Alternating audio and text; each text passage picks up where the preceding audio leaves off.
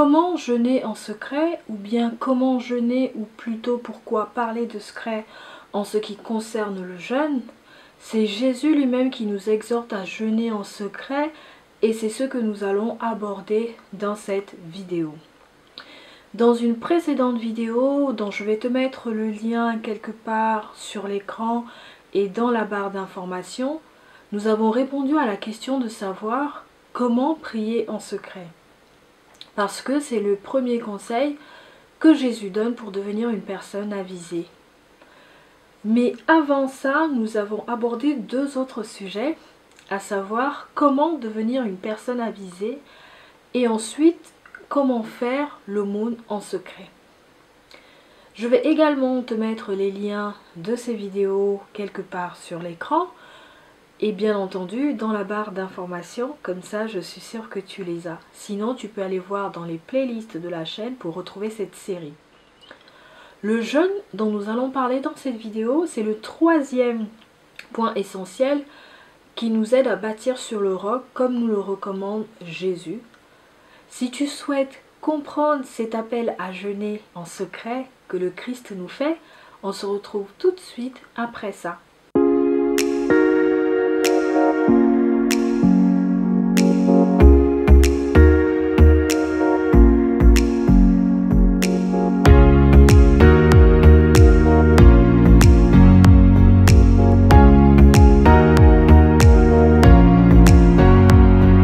Hello, bienvenue dans cette vidéo, je suis Graceno, une chrétienne ordinaire mais extraordinaire par la grâce de Dieu.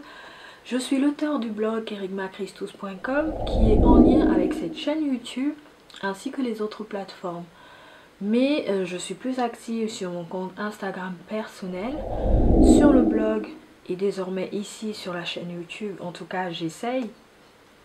Kerygmachristus, c'est un univers éclectique où nous parlons, toi et moi, de divers sujets, foi, spiritualité, développement intégral, église, relations humaines, célibat, style de vie, chrétien, etc.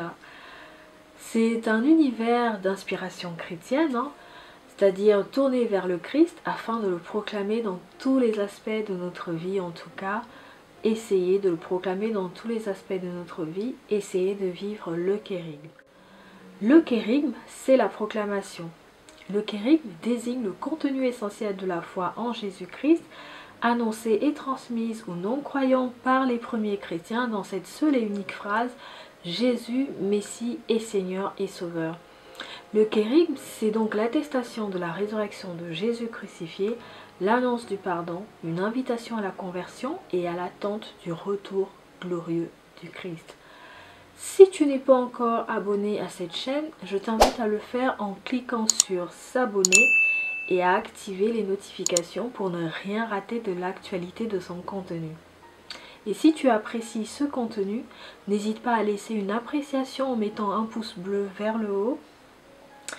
Comme ça, ça m'encourage. Et sans transition, entrons dans le vif du sujet. Comment jeûner en secret et pourquoi jeûner en secret ? D'emblée, j'ai envie de dire que jeûner en secret, c'est cacher le fait qu'on se prive de manger et de boire durant un temps déterminé pour se rapprocher de Dieu. Mais est-ce qu'il s'agit vraiment de se cacher? Contrairement à ce que je disais à propos de la prière, ici, j'ai envie de répondre oui, oui et oui, il faut se cacher pour jeûner. Personne n'a besoin de savoir que nous nous privons pour des raisons spirituelles, parce que notre spiritualité est justement quelque chose d'intime et de personnel. Cela se passe entre le Seigneur et nous. On ne peut pas se cacher de la présence de Dieu, donc le secret ici ne concerne pas tant Dieu, mais plutôt notre entourage. Mais on va aussi se rendre compte que quelquefois, on peut être amené à le dire à notre entourage, sans que cela ne porte atteinte au secret en tant que tel. À travers les précédentes vidéos évoquées au début de celle-ci, on sait déjà que faire l'aumône en secret, prier en secret et maintenant jeûner en secret sont des recommandations que Jésus donne pour que nous devenions des personnes avisées, c'est-à-dire des personnes qui agissent avec intelligence et prudence, parce qu'une personne avisée réfléchit avant d'agir. Jeûner, c'est se priver de manger et boire et éventuellement s'abstenir des relations sexuelles, Mais ça, c'est un autre registre que nous n'allons pas aborder dans cette vidéo. Si certains et certaines d'entre nous connaissent le sens profond du jeûne, d'autres en revanche ne le saisissent pas tout à fait et butent parfois sur certains détails. Tu l'auras certainement compris, nous parlons du jeûne spirituel et non d'un certain jeûne très en vogue actuellement. Je suis sûre que tu en as déjà entendu parler. Les conseils que Jésus donne sur le fait de jeûner en secret sont un peu similaires à ceux qu'il donne pour le fait de pratiquer le monde en secret. Jésus nous demande de ne pas nous comporter comme des hypocrites en voulant montrer aux autres qu'on jeûne, en prenant un air défait, c'est-à-dire en montrant son épuisement ou sa fatigue au monde pour qu'il sache qu'on jeûne. Au contraire, il nous dit que nous devons nous parfumer la tête et laver notre visage. Pour le dire autrement, nous devons prendre soin de nous lorsque nous jeûnons, ou du moins continuer à prendre soin de nous, pour ne pas montrer notre dénuement lorsqu'on jeûne, puisque dans le jeûne, il y a l'idée de la privation volontaire en vue de plaire à Dieu. Notre jeûne doit donc demeurer secret parce que Dieu, à qui nous offrons ce jeûne, voit dans le secret. Le plus important, c'est donc ce qu'il voit en nous et en ce qui nous concerne, et non ce que les autres voient ou qu'on voudrait qu'ils voient. Dans notre vie sociale, nous nous comportons souvent comme sur une scène de théâtre. Les gens ne montrent d'eux que ce qu'ils ont envie qu'on voit. Chacun se montre sous son meilleur jour, ou plutôt, chacun essaye de se faire voir positivement. Lorsqu'on veut montrer qu'on est un super chrétien qui pratique le jeûne régulièrement, je suis sûre qu'on a tous déjà connu quelqu'un comme ça dans notre entourage. Je suis sûre que chacun d'entre nous a déjà connu quelqu'un comme ça dans son entourage. Dans le jeûne, notre cœur doit être tourné vers Dieu, vers le Seigneur, parce que ça ne sert à rien de chercher l'approbation des autres en ce qui concerne notre pratique du jeûne ou plus largement notre relation avec le Seigneur. Aujourd'hui, les chrétiens ont tendance à éviter les mots tels que jeûne, abstinence, ascèse, continence, confession, péché, etc. La conception que nous avons aujourd'hui de notre vie spirituelle ou de la foi et de notre pratique, c'est que nous n'avons pas besoin de pratiquer le jeûne pour gagner le ciel, ou pour le dire autrement, nous n'avons pas besoin de pratiquer le jeûne pour nous rapprocher davantage du Seigneur, pour aimer notre prochain et pour devenir finalement de meilleures personnes chaque jour, pour devenir de véritables chrétiens chaque jour. Pourtant, paradoxalement, on n'a jamais autant entendu parler du jeûne dans les médias, sur les réseaux sociaux, etc. Bon, je vais le dire, on n'a jamais autant entendu parler du jeûne, mais du jeûne intermittent. Je suis sûre que tu as déjà entendu cette expression. Contrairement au jeûne spirituel dont il est question ici, et que Jésus nous recommande, le jeûne intermittent a plutôt une visée esthétique ou thérapeutique dans certains cas, lorsqu'il est notamment recommandé par un médecin ou un diététicien, etc. Le jeûne spirituel est une pratique perdue parmi les chrétiens. Pourtant, c'est une pratique spirituelle comme le l'aumône et la prière dont nous avons déjà parlé, et à ce titre, elle a aussi une grande force. Par exemple, dans l'évangile de Marc au chapitre 9, dans le récit du démoniaque épileptique, on voit que les disciples n'arrivent pas à chasser un démon. Et lorsque Jésus demande qu'on lui apporte l'enfant possédé, il expulse ce démon. Et après cette séance, les disciples vont demander à Jésus comment est-ce qu'il a fait pour délivrer cet enfant. Il va leur répondre que cette espèce de démon ne peut sortir que par la prière. Le jeûne étant en lui-même une prière, nous avons donc les armes pour lutter contre les esprits maléfiques dans nos vies. Si nous n'en avons pas conscience, comment pourrons-nous alors résister au mal? Comment pourrons-nous résister au péché dans notre vie quotidienne? Le jeûne intermittent semble devenir l'apanage des non-chrétiens et même des chrétiens qui se l'approprient de façon tout à fait incroyable pour des objectifs autres que spirituels. Comment expliquer cet engouement quand le jeûne spirituel est minimisé par les chrétiens eux-mêmes, alors que il constitue une arme de combat. Et même ça, les non-chrétiens l'ont compris, puisqu'ils n'hésitent pas à recourir au jeûne comme arme lors de grèves de la faim, par exemple, pour défendre une cause. Si à travers un tel usage du jeûne, on peut faire bouger les lignes, à plus forte raison, un jeûne qui est fait par amour et qui donc va aller toucher directement le cœur de Dieu. Je parle donc du jeûne spirituel pour le chrétien. Je dis amour parce que les chrétiens jeûnent par amour, en tout cas en principe, puisque l'ascèse est pour nous les chrétiens un moyen d'aimer Dieu et son prochain. Donc pratiquer l'ascèse, c'est s'imposer certaines privations.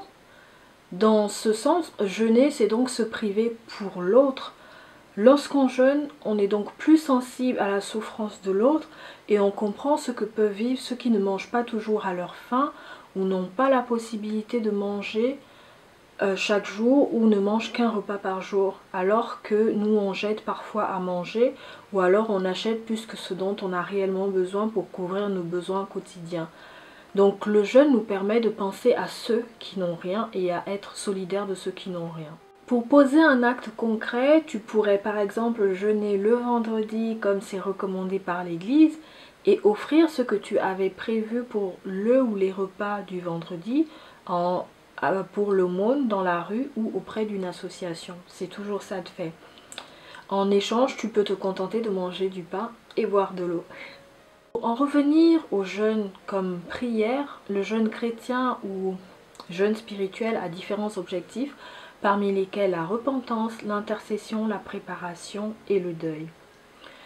Le jeûne de repentance, comme son nom l'indique, vise la repentance, c'est-à-dire que le jeûne de repentance vise le regret des péchés, de ses péchés. Le péché qui est, comme on le sait, un acte de désobéissance envers Dieu, mais le dictionnaire, lui, précise que le péché est une transgression consciente et volontaire de la loi divine ou des impératifs religieux. Le jeûne de repentance, comme tous les autres jeûnes, est présent à plusieurs endroits de la Bible et Dieu lui-même invite au jeûne par la voix des prophètes. Le jeûne de repentance est un jeûne à l'issue duquel il y a souvent une fête d'après la Bible. Il peut être pratiqué dans le cadre du sacrement de la réconciliation ou pour le dire plus simplement de la confession. Donc si tu n'étais pas encore confessé, c'est le moment d'y penser.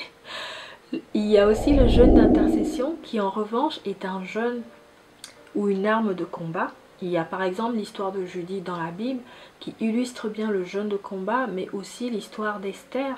D'ailleurs, le jeûne d'Esther est, comme on l'appelle, relativement populaire, et très souvent pratiqué par la minorité de chrétiens qui pratiquent le jeûne. Je parle de minorité, mais en réalité, je n'ai pas de chiffres à te servir sur un plateau pour savoir qui parmi les chrétiens jeûne ou ne jeûne pas. Mais il n'y a qu'à voir comment la plupart d'entre nous galèrent au moment du carême pour se priver volontairement de certains plaisirs. Que Dieu nous vienne vraiment en aide pour que nous redécouvrions le sens du jeûne spirituel. Et je prie vraiment pour cela parce qu'après l'année que nous venons de vivre, et ce n'est pas encore terminé puisque nous sommes encore en pleine pandémie, ce serait bien qu'on redécouvre vraiment la privation volontaire, l'ascèse, qu'on redécouvre le véritable sens du jeûne spirituel. Le jeûne d'Esther est très souvent pratiqué lorsqu'on est aux prises avec quelques inconforts dans sa vie humaine et spirituelle, mais surtout pour une cause, comme on peut le voir avec Esther et Judith. L'intercession, c'est le fait d'intercéder, c'est-à-dire on va prier ou intervenir en faveur de quelqu'un. Et l'intercesseur, en fait, est comme un médiateur, il se tient entre deux personnes pour les rapprocher. Donc on a une personne A, une personne B et l'intercesseur qui se situe au milieu. Nous, les chrétiens, nous prions souvent ou nous confions dans nos prières à l'intercession du Christ, à la Vierge Marie, à l'intercession des anges et des saints. Par exemple, lorsqu'on récite la litanie des saints, qu'au passage j'adore lorsqu'elle est chantée, parce qu'elle est magnifique lorsqu'elle est bien chantée. Notre intercession au sens de prière de demande d'après le catéchisme de l'Église catholique participe à celle du Christ, l'unique intercesseur auprès du Père en faveur de tous les hommes et des pécheurs, en particulier des hommes et des femmes et des pécheurs que nous sommes. Celui ou celle qui intercède par le jeûne ou qui intercède tout simplement ne cherche pas son propre intérêt, mais celui des autres, y compris ceux qui lui font du mal. Donc nous les chrétiens, nous ne sommes pas appelés à prier uniquement pour nos amis, mais aussi pour nos ennemis, parce que l'intercession du chrétien ou de la chrétienne ne connaît pas les frontières et n'a pas de limite, raison pour laquelle l'Église nous invite souvent à prier pour nos dirigeants. J'ai aussi évoqué précédemment le jeûne de préparation et le jeûne de deuil.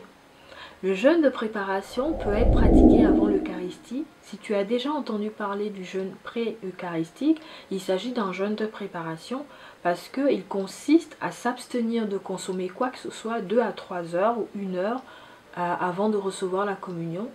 Et cette abstinence, en fait, c'est une manière de se préparer en jeûne pour recevoir le corps du Christ pendant la messe. C'est la même chose pour le jeûne qui se pratique durant la période de carême. Durant le carême, on prépare son cœur à l'image du Christ durant ses 40 jours au désert avant de commencer son ministère public. Donc on se prépare à ce qui va suivre, on fait mémoire de sa mort et de sa résurrection. Nous avons jusqu'à présent parlé de 3 différents jeûnes, dont le jeûne de repentance, le jeûne d'intercession et le jeûne de préparation. Il existe aussi le jeûne de deuil, qui lui est un jeûne qui nous fait demeurer dans l'attente du Christ.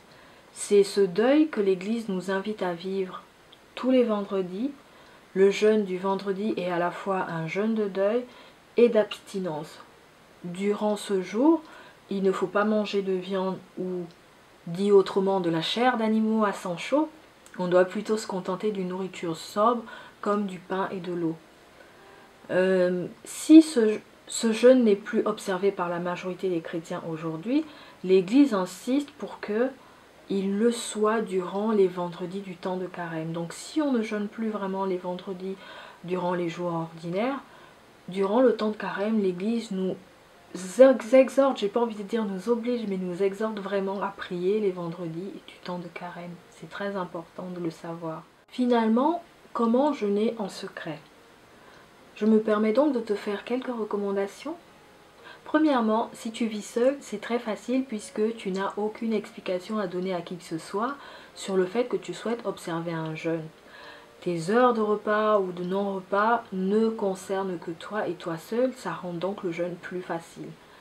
Deuxièmement, si en revanche tu cohabites avec d'autres personnes, tu peux tout à fait les mettre au courant pour éviter des frustrations de part et d'autre et des questions inutiles, et surtout pour ne pas s'encombrer d'explications au moment des repas.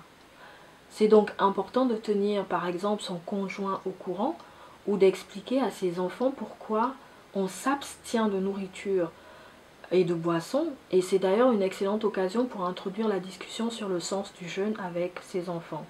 Surtout si tu souhaites bien sûr les élever dans la foi chrétienne, dans la foi catholique. Troisièmement, au travail, on peut aussi le dire, mais pas à tout le monde. D'ailleurs, il suffit de le dire à une seule personne pour que tout le monde soit au courant de la démarche qu'on entreprend. C'est important de le dire si on nous pose la question avec insistance, et uniquement dans ce cas, si on a pour habitude de déjeuner avec ses collègues, évidemment. Ensuite, troisièmement, il y a aussi les sorties. À mon avis, on a tout à fait le droit de décliner une invitation sans avoir à se justifier. C'est aussi une manière d'exercer sa liberté. Donc au final, dans ce cadre-là, c'est très facile de résister ou de continuer de jeûner en déclinant une invitation à sortir. Un autre conseil, c'est que ça ne sert à rien de crier sa faim à qui veut l'entendre pour espérer avoir des questions et donc se donner l'occasion de disserter sur le jeûne en montrant qu'on est un super chrétien qui jeûne régulièrement, etc. Voilà, donc ça ne sert à rien de crier sa faim à tout le monde. En faisant ça, en criant sa faim à tout le monde, on tombe dans une forme d'orgueil, l'orgueil justement contre lequel Jésus nous met en garde. Et pour terminer, il est aussi possible de prendre un temps de retraite spirituelle dans un monastère ou un autre lieu qui est dédié au recueillement. Dans ce cadre-là, c'est plutôt relativement facile de jeûner quand on est à l'écart. Le jeûne est un acte d'humiliation et à travers le jeûne, on se reconnaît pécheur devant Dieu et on s'humilie devant Dieu. Cependant, il ne faut pas s'enfermer dans un formalisme, c'est-à-dire qu'il ne faut pas s'attacher uniquement aux recommandations ou aux aspects extérieurs du jeûne. Notre jeûne, en fait, doit être un jeûne d'amour, j'en ai déjà parlé précédemment, qui témoigne d'un réel attachement au Seigneur. Pourquoi est-ce qu'on jeûne? Le jeûne ne concerne pas uniquement la nourriture, mais il doit toucher tout notre être, corps, âme et esprit. Si on se prive de nourriture, on se remplit de prière, on se remplit de la parole de Dieu. Et ce qu'il faut surtout retenir, c'est que ce n'est pas l'héroïsme qui compte dans la pratique du jeûne. On peut jeûner tous les jours, mais sans amour, notre jeûne ne touche pas le cœur de Dieu.